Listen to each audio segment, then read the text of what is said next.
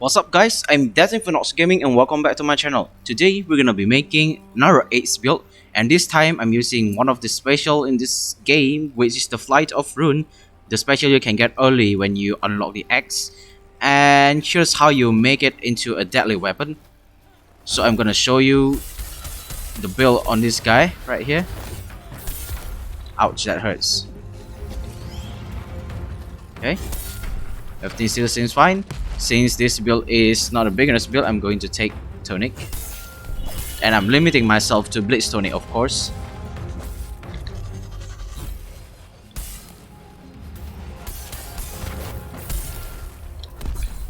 Everything seems fine, take it slow. Should be the raking attack next. Nope.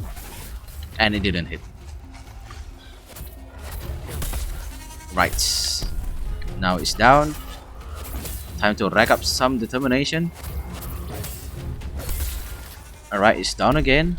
So take some distance. And of course you need distance for the Flight of Rune so that the X stays on spot like that. So that it can deal more damage.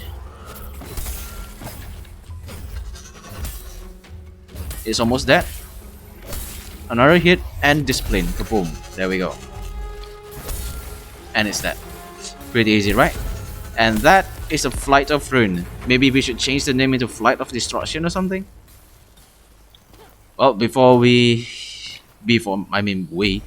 show you the build, I'm going to try out this build on another behemoth, so that it's the X. So I don't want to waste my determination, and I don't feel like fighting these two agile behemoths. So I'm hoping that a behemoth other than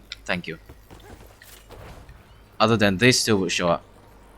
Maybe I'll finish this with the Serviette, because it will be bad if I just show this build with the Frost Behemoth, right? Take the distance and make sure it stops on spot. No, it doesn't, but that's fine. Look at that damage. Well, after testing in the training grounds, I found out that the Flight of Rune deals more damage while not at max determination. While on the other hand, the Grim Onslaught deals more damage on max determination. Alright. Looks like my discipline is active. Alright, that will not work. That will work.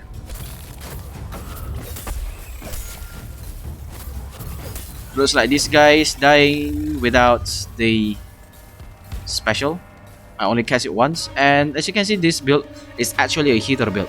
So I guess you guys know from the buff that is active currently that there is the Berserker right there, and this Flight of Rune activates with the Berserker. So every spin that hits the behemoth is going to give a stack to the Berserker. I'm almost out. Thank you. I'm almost out of determination, and by the time I got to Serviette, I think I'm out of determination. Thankfully, this guy shows up. Kaboom. There we go.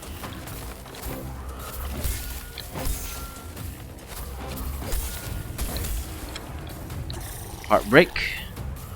Stagger, come on. No. Alright. This is a dangerous fellow.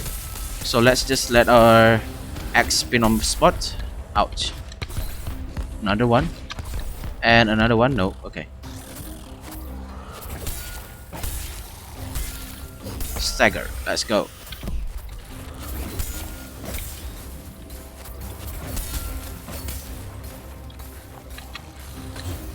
Throw the X. Let it spin on place and kaboom.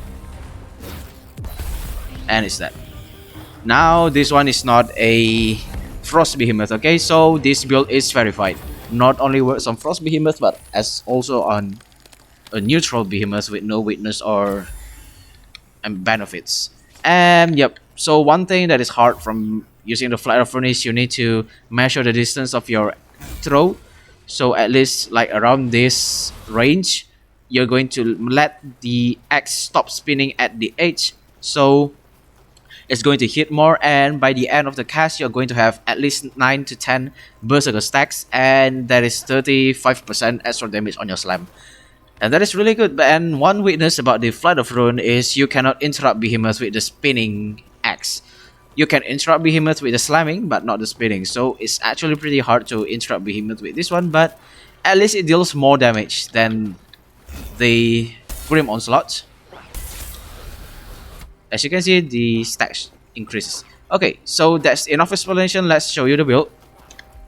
So here's the build. Berserker, as I have mentioned earlier, because the Flight of Ruin actually procs the Berserker, giving you extra stacks every time the spin hits, and thus giving you extra damage. And that is why this build is a heater build.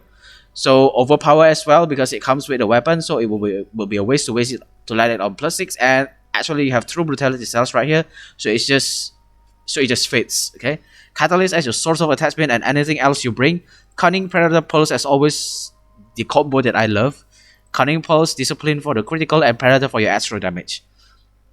That's the build. And here's the equipment: the Time Wave with Pulse, the Crocs with Cunning, Malkarion with Pulse, and Time Wave with Berserker. I'm using Punga Shrine because your weapon can deal stagger damage and it can break parts easily, so being able to slow down the behemoths while they are stumbling or staggering can give you extra time for hits.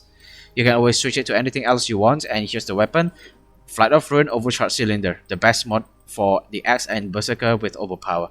And that's the build, guys. So just make sure that your spin stops right at the end right there on the behemoth, so it hits more. You can always run around just to reposition yourself. The axe is going to pass through if you throw it right there and move a bit to the left or right or somewhere else, just not straight, or yep. And you're going to be able to reposition yourself close to the behemoth and catch the axe and do the slamming attack. That's how I usually do it. Just something like the axe is back and run to the sides. As you can see, I reposition and do the slamming. Something like that.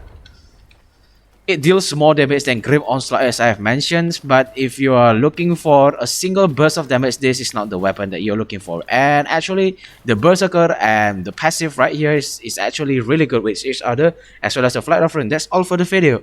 I hope you guys enjoy it. Please don't forget to like and subscribe. It's free. You can always subscribe. Thank you for watching. I'll see you guys in the next video.